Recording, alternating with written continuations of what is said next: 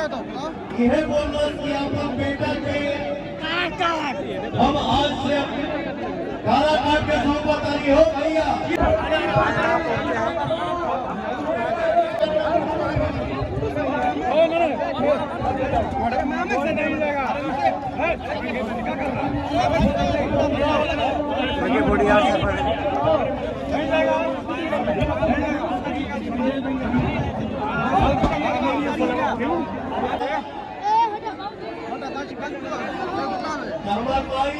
यह बोलना कि आपका बेटा के हम आज से काला काट के सौंपतारी हो भैया।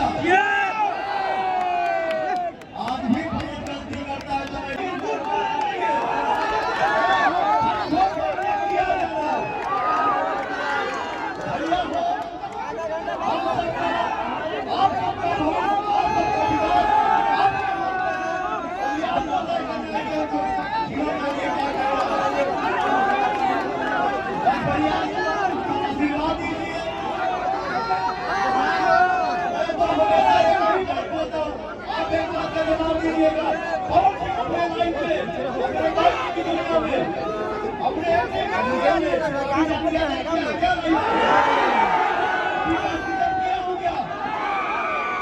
मुझे बहुत खुशी होती है कि हमारे भाई आगे इतने बच्चे होते हैं, हमारी बच्ची बड़ी